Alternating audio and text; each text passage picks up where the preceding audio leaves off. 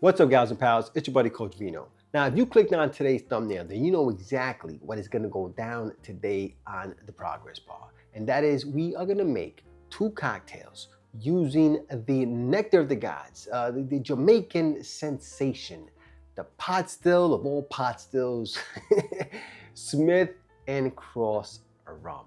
Now, if you guys don't know what Smith & Cross is, besides being my absolute favorite rum, and for my money, the best deal on the market. I mean, this stuff is ranging around 30 bucks, and it is hitting way above its weight class, guys. Anyway, so it is a Navy strength pot still rum from Jamaica. And Navy strength just means that if you pour this stuff onto gunpowder, you can still light the gunpowder. That's literally what it means. And pot still is just a style of distillation where the rum maintains a lot of those kind of bold, funky flavors that the column still style of rum normally kind of takes away and stuff. So column still rums is something like like a Mount Gay or Bacardi. So it's two different styles of rum, and both of them have their place, but I love this style for sure. Anyway, so I made a video not too long ago where I made a few cocktails using Smith & Cross, and I'll put a link down in the description so you guys go ahead and check it out. It's, what do they call it? An oldie but goodie. All right, folks, but right now we're gonna make two new cocktails, but before I do that, I'm gonna need you guys to go ahead and hit that thumbs up, hit that subscribe button, and that notification bell so you can help Vino feed the hungry algorithm, and make sure you stick around because we're about to boogie down. All right, so the first cocktail I'm making for you guys today is called The Great Pretender by Thomas Waugh of Death & Co. Now, this is a daiquiri style riff. I mean, we're gonna be doing some Smith & Cross, obviously, some lime juice, some pineapple juice, and we're also gonna be doing some cinnamon syrup and some vanilla syrup. So we're gonna get a bunch of different kind of, notes of baking notes and also some tropical notes. So you add that in with those big, funky, bold, overripe notes of the Smith & Cross, and we are sure to have ourselves a delightful daiquiri riff. But let us look at what is in the sauce.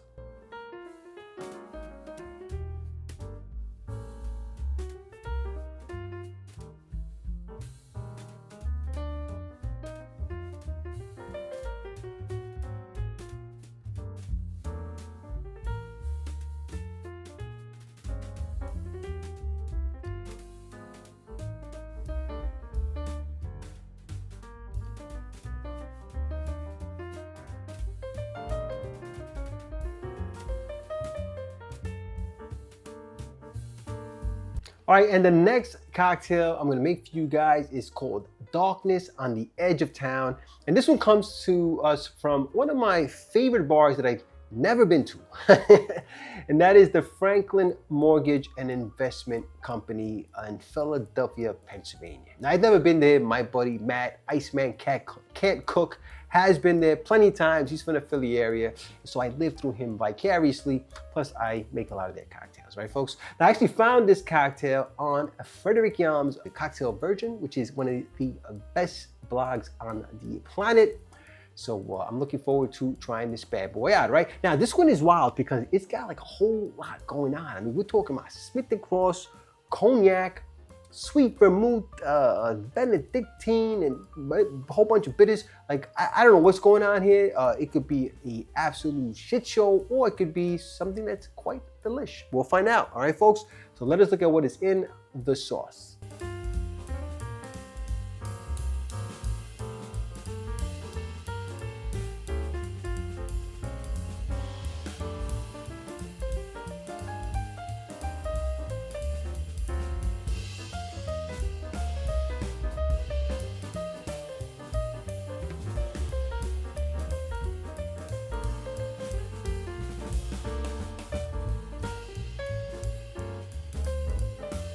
All right, so there it is, folks, our two Smith & Cross cocktails. Let's go ahead and give both of these bad boys a sippy sip. I'm gonna go ahead and put Mr. Smith and Mr. Cross right to the side here and start with the Great Pretender cocktail. Cheers.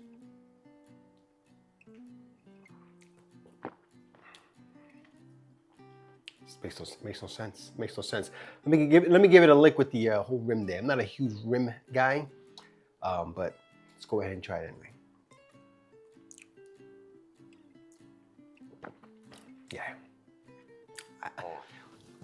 I mean, what's to say? You know what I'm saying? Once in a while, cocktails should just speak for themselves. I mean, we're talking about the best rum in the world, at least in old Vino's opinion here, which has these big, bold, funky flavors, ripe banana, and then you throw cinnamon and vanilla notes on top of what's like these kind of banana fruity ripe notes. I mean, it's the perfect combination. This is a delicious daiquiri riff. I mean, one of the best that I've had. It's fan-freaking-tastic. Perfect for this summer weather we're about to get hit with here in New York. Today it's a beautiful 85 degrees, I think it was today. So this would have been great to drink while I was on my deck at work. But anyway, guys, delicious, delicious, delicious. Absolutely fantastic job. So now let's go ahead and try our Darkness at the Edge of Town cocktail. Now this one's, you know, crazy, right? It's got a lot of stuff going on. Cognac and sweet vermouth and Smith & Cross and Benedictine and all kind of bitters. So I don't know what to expect here, but that's exactly what excites me about it, right, folks? Let's go ahead and give it a sippy sip. Cheers.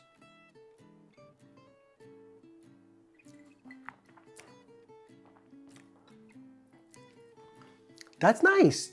All right, so here's the thing. So my face might not say it, but that's because I was like, oh, that's, you know, I'm looking for that Smith & Cross. I'm thinking, you know, Smith & Cross is probably gonna, it's, 1 ounce. It's equal parts with the other ones. I thought it kind of overpowered them. It doesn't. It's actually really balanced with the rest of them. This is a nice little sipper. Yeah, it's weird. So the sweet vermouth definitely mellows out the Smith & Cross, while in this one, the Smith & Cross really pops, right? But even though, you get those pineapple, obviously, from the pineapple juice and some of them cinnamon and vanilla notes and stuff, all that works really great together to bring you a big, fruity, tropical cocktail. The Smith & Cross really shines in that one. It is 2 ounces, and there's no other liquors to compete with it, just spices. In this one, you have the other 3 spirits. And I think they all kind of balance each other out a little bit, but I would say almost to the point where like you can't really tell what's going on in this cocktail. So that could be a problem for some people. And that's the thing, when you mix a lot of different spirits, there's a way where it tastes balanced, right? It works, but at the same time, all the different flavors can sometimes feel like one big flavor, right? That you can't really pick anything out of it. And that's kind of what's going on here, folks, right? Anyway, look, I don't want to go into it too much, but I will say that delicious cocktail, definitely not a big, bold cocktail, considering all the different flavors that are going on. A lot smoother and a lot more chill than you probably would have anticipated. This one here, though, definitely a more in-your-face but super delicious, tropical, beach feel, hair in your chest, though. You know what I'm saying? Cocktail, right, folks? Anyway, look, if you like today's video, please press like, please subscribe, and please share with your family and friends. Remember, sharing is caring, and when life gives you lemons, make yourself a cocktail. Cheers.